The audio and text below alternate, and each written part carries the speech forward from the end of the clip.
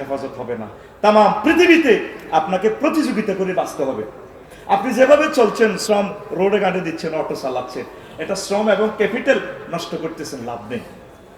তাহলে এই শিল্প বিপ্লবকে বেগবান করতে হলে রব্বানা আতিনা ফিদ দুনিয়া হাসানাতাও ওয়া ফিল আখিরাতি হাসানাতাও এর জন্য কি দরকার? আল্লাহর দ্বীন প্রতিষ্ঠা। আম্মা হাওয়া আলাইহিস সালাম গার্মেন্টস শিল্পের উদ্যোক্তা এবং লেবার, তিনি সুতা কাটতেন। আর আমার আব্বা আদম সফিউল্লাহ কৃষিমন্ত্রী, ছাগলটা গরু টরুলে হাল চাষ করত। দুর্গাপুর জমিনে বিলে ডগিতে হাল চাষ করে, গরুকেও পাইতাম না। তুই আমার 12টা 1টা পর্যন্ত গেলে চাষে করতে আসস, কসল আর একটু 2 আসার হয়েছে, ফাইতাম না। এবার আল্লাহরে ফোন দিছে, বারালাহি এই যে গরু হেতে ফাইতাম না, এই আমার হিরে ধরে। ঘটনাটা কি? ও তারা আস্তে করে একটা চড় লাগা, তাইলে সে বোবা হয়ে যাবে। সেদিন থেকে এদের কথা নাই। একটু একটা রেওয়ায়ত শুনছি আর কি, দলিলটা পাই নাই, আপনারা দলিল খোঁজ করে দেখবেন। তো এই যে আব্বা এগ্রিকালচার সেক্টর তিনি দেখতেন, আম্মা গার্মেন্টস শিল্প দেখতেন। বিশ্ব এখনো চলছে কিন্তু গার্মেন্ট শিল্প আর এগ্রিকালচার শিল্প, কৃষি বিপ্লব যেখানে সফল, সেই দেশের নাগরিকগুলো সুখী আছে। ইন্দোনেশিয়া 100% কৃষি বিপ্লব সফল। মালয়েশিয়া স্প্রিং সিজন, এক গাছে আম ধরে, আম পাকে মুকুল করে, একটাতে সব। আমরা এই সুন্দর এই বাংলাদেশকে সাজানোর জন্য হিন্দু, বৌদ্ধ, খ্রিস্টান, মুসলিম মিল্লাত 100% খাদ্য নিরাপত্তা বিধানের জন্য, নিরাপত্তা নিশ্চিত করার জন্য আল্লাহর জমিনে আল্লাহর দ্বীন কায়েমের বিকল্প। এটা আমি 5 নম্বর অপশনে লিখে দিয়েছি। ওমর রাদিয়াল্লাহু তাআলা আনহু বলছেন, আমার রাষ্ট্রে যদি একটু জমিন পড়ে থাকে, সেটা খাসের জায়গার হয়ে যাবে, অন্তর্ভুক্তি হয়ে যাবে। প্রত্যেকে হয় দান করো, নতুবা চাষ করো। আজকে আমরা প্রত্যেকে কিনে খেতে রাজি আছি, কেউ আমরা চাষ করি না। আসুন সুন্দর একটি বাংলাদেশ গড়ার জন্য আল্লাহর জমিনে আল্লাহর দ্বীন কায়েমের টার্গেট সামনে রেখে আমরা কৃষি বিপ্লব গঠন করি। পড়ি আমরা আমিন। প্রিয় বন্ধুরা, 7 ওলামায়ে কেরামের সম্প্রীতি রক্ষা ও আকীদা এবং মাসআলা প্রদানের অনৈক্যের নৈরাজ্য থেকে রক্ষায় একামতে দ্বীনের প্রয়োজনীয়তা। হুজুর এই জনের সাথে সেই জনের মিল নেই, একটার দিকে তাকাইলে আরেকটা কম। এমন এমন হুজুর আছে, অহংকারে মনে হয় যেন তার গায়ের জামা ফেটে যায়। এই দূরত্ব একমাত্র লাঘব করতে পারে মহাগ্রন্থ আল কোরআন। মুহাম্মদ রাসূলুল্লাহ আশিদ্দাউ আলাল কুফার ওয়া রুহামা বাইনাহুম। মুহাম্মদ সাল্লাল্লাহু আলাইহি ওয়াসাল্লাম কাফেরদের উপরে, তাগুতের উপরে, মুনাফিকের উপরে আশিদ্দা, তার সাহাবীরা কঠিন, আর রুহামা বাইনাহুম, নিজেরা আই লাভ ইউ। আমরা আলেমেরা একজন আরেকজনের দেখতে পারি না, একটার দিকে আকীদা খারাপ, নষ্ট। সাহাবীরাও তো নিজেরা কতলে কাতাল করছে সিফিনের যুদ্ধে। একদিকে সেনাপতি কমান্ডার আম্মা আয়েশা সিদ্দিকা, আরেকদিকে হলো আলী রাদিয়াল্লাহু তাআলা আনহু, জামাতার শাশুড়ি। কি সুন্দর মারামারি করে বিশ্বে দেখা দিছে। সিস্টেম হলে শাশুড়ি আর জামাতাও যুদ্ধ করা যায়, তবে তাদের ভিতরে সম্প্রীতি ছিল। আল্লাহর পক্ষ থেকে এগুলো উম্মতের জন্য শিখার একটা কৌশল। তো যখন আমাদের মাঝে কোনো একতলাফ আসবে, ফারুদ্দুহু ইলাল্লাহি ওয়ার রাসূল, কোনো বিষয় একতলাফ হলে তোমরা আল্লাহর কাছে ছেড়ে দাও, রাসূল সাল্লাল্লাহু আলাইহি ওয়াসাল্লামের দিকে দাও। না আমি কি কম বুঝি? এই সুন্দর আবু সাঈদের বাংলাদেশ, মুগ্ধ জামিন শাকিল, এরকম গোল্ডেন চান্স 90 সালের এক এলিমেন্ট মুহূর্তে বিশ্বকাপে ইতালিকে আল্লাহ দেয়। বাসি ফসল দিবে, খেলা শেষ, ইতালি হারবে। তাল্লা নাসাদ দিছে হেড দি গোল। বাসি বাজে খেলাটা দেখছেন কিনা? আমি সম্ভবত ক্লাস 6 এ ছিলাম। হেডে তাল্লা নাসাদ দিছে গোল, বিশ্বকাপ তারা জয়। এই আবু সাঈদে হেড দিয়া আলেমেরা তোদেরকে যে সুন্দর একটা বাংলাদেশ দিছে, তোরা যদি নিজেরা একই একটা বলয় তৈরি করতে না পারস, আওয়ামী লীগ আমাদের লোক, বিএনপি আমাদের কলিজা, দুইও পক্ষরে আমরা বিনের সুতির মালা গেথে কোরআনের দাওয়াত দিয়ে, তোরা যদি 50টা আলেমেরা যদি 50টা এমপি হস, তাহলে সংসদের নামাজ কায়েম হয়। দুইও পক্ষরে দাওয়াত দিয়ে সুন্দর একটা বলয় তৈরি করলে তাহলে আর আয়নাগর তৈরি হবে না। কোয়ালিশন সরকারের বিকল্প নাই। এক দলের ক্ষমতা দিলে স্বৈরাচার ইবলিসে কহ তুইও সব কিছু, ভাত রান্ধিল, খাইবি 2টাতে। আল্লাহ কো না, তুমি 6:35 খাইবা, দিল্লিতে সাগুয়ে পানি খাইবা। কথা ঠিক কিনা? কাম তারাকু জরুরি। সূরা দোকানে বলছে কত ইটনা মিঠা মইনের হোটেল রিসোর্ট রেখে পালিয়ে গেছে। সূরা দোকান ইনফরমেশন দিচ্ছে বিশ্ববাসীকে, কত সংসদ ভবন রেখে পালিয়ে গেছে। ওয়াল আকিবাতু লিল মুত্তাকিন, শুধু আল্লাহ ওয়ালারা, কোরআন ওয়ালারা ছিল বিজয়।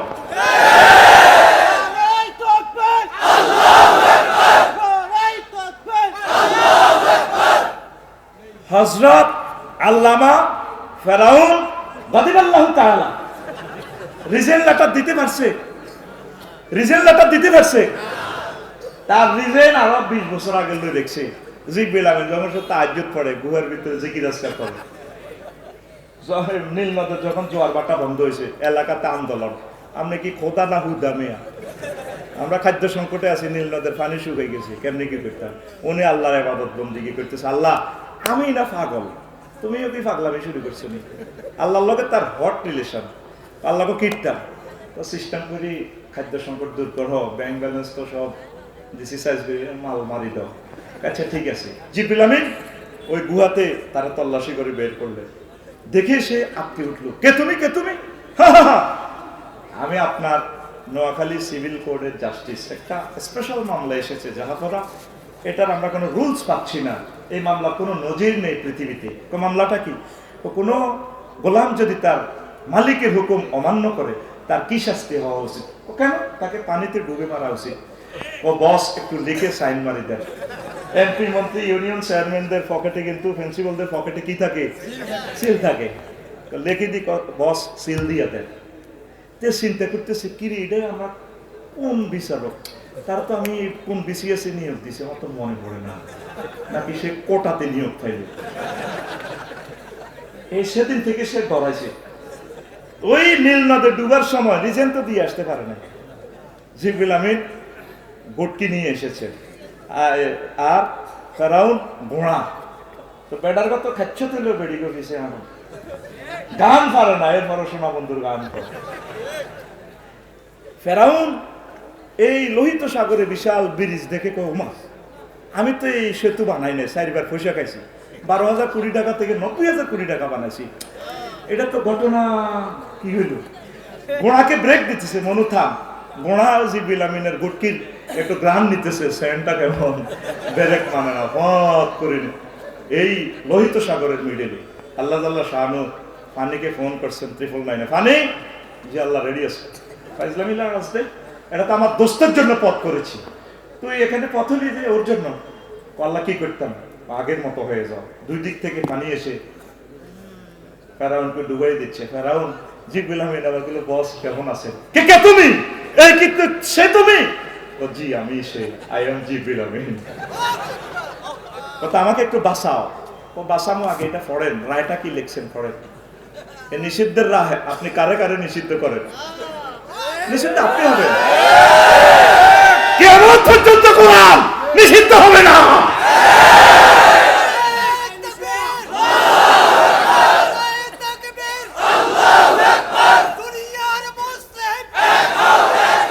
এরপর পড়ছে কোন গোলাম যদি তার হুকুম, মালিকের হুকুম অমান্য করে আবার ডুবে, বস একটু বাঁচান, পরে বাঁচানো, আগে পড়ে, আবার ডুবে, আবার উঠে, তাকে তাকে পানিতে ডুবাইয়ে মারা উচিত, আবার ডুবে ওঠে।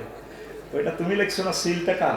বস আমার, আজকে তোমাকে ডিস্ট্রয় করার জন্য আমি নিয়ে এসেছি। যুগে যুগে তোমার মতো যত স্বৈর শাসক ফেরাউন আসবে, আলিয়মা নুনজ্জিকা বিবাদানিকা লিমান খালফাকা আয়া, আমি তোমাকে জাদু করে রাখবো, আর তাম পৃথিবীতে কিয়ামত পর্যন্ত যে জায়গায় বসে গণভবন হোক আর সংসদ ভবন হোক, সেই ঘরকে আমি জাদুঘর বানিয়ে রাখবো। কোরআনে লেখা হয়ে গেছে এটা জাদুঘর। আমরা কি কাউকে বলছি? আমরা কি আসিফকে নাহিদকে বলছি জাদুঘর বানাও? আল্লাহ বলছে, আল্লাহর কাজ ওরা বাস্তবায়ন করছে।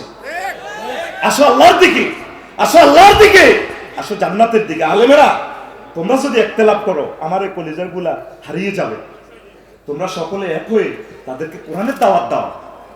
এটাই মাসালা, হেডাই মাসালা, এটা হেডারে কাফের কয়, হেডা হেডারে মুনাফেক কয়, এটা আকিদা খারাপ। এই জন্য দিন যদি কায়েম হয় রাষ্ট্রীয়ভাবে ফতুয়া আসবে। চার মাযহাব সহি মাযহাব, আহলে হাদিস সহি, তাবলীগের দিন সহি, সমস্ত হক্কানি রব্বানি পীর মাশায়েখ সহি। শুধুমাত্র মাজার পূজারীদের সাথে আমাদের ইখতিলাফ। এরা মুশরিকদের নতুন সংস্করণ। এরাই আমাদের আল্লামা দেলাওয়ার হোসেন সাঈদী সাহেবের বিরুদ্ধে ধর্মীয় অবমাননার মামলা দিয়ে কলিজাকে ফাঁসির রশিতে ঝুলাইছে। ওদের সাথে কিয়ামত পর্যন্ত আমাদের কোনো আপোষ কথা পাই না। আর সব মানুষ হকের পথে আসে, শুধু বুঝার ভুল। কি ভুল? কেন তারা ফালাবে? আমার আওয়ামী লীগের বাইরে, আমার কলিজা তারা, আমরা তাদেরকে নিয়ে জান্নাতে যাব।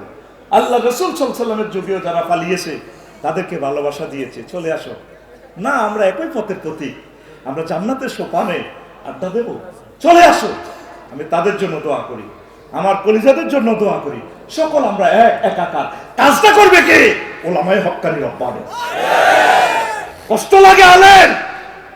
1835 সালে 1857 সালে যেভাবে তোমাদেরকে মেরে মেরে ভারতীয় উপমহাদেশের প্রত্যেকটা গাছে লটকাইছে তোমাদের লাশ, ঠিক সেই দিন তোমাদের আসতেছে। যদি তোমরা এক না হও, সব ভেদাভেদ ভুলে যাও, সকল সাইড ওয়াল পিলার ভেঙে দাও, একাকার হয়ে যাও। এই কোটি কোটি মানুষ, তাদেরকে জান্নাতের দিকে নিতে হবে, বিশাল একটা দায়িত্ব আমাদের। এই কাজটা শুধুমাত্র তখন 100% সফল হবে যদি রাষ্ট্রীয় পর্যায়ে দিন কায়েম হয়। 3 ক্লাস পড়িয়ে মুফতি মানে ম্যাজিস্ট্রেট। আমি এলএলবিও স্ট্যান্ড করলাম, আবার ইফতাও শেষ করলাম, নিজের নামের সামনে কোনোদিন মুফতি লিখি না, ডরে একটা ফতুয়াও দিলাম না। 4-5 ক্লাস পড়িয়ে লিখি দে মুফতি। কি বোঝো তুমি মুফতি? শুধু হারাম কাফের। নবীজির ওয়াকশপ হলো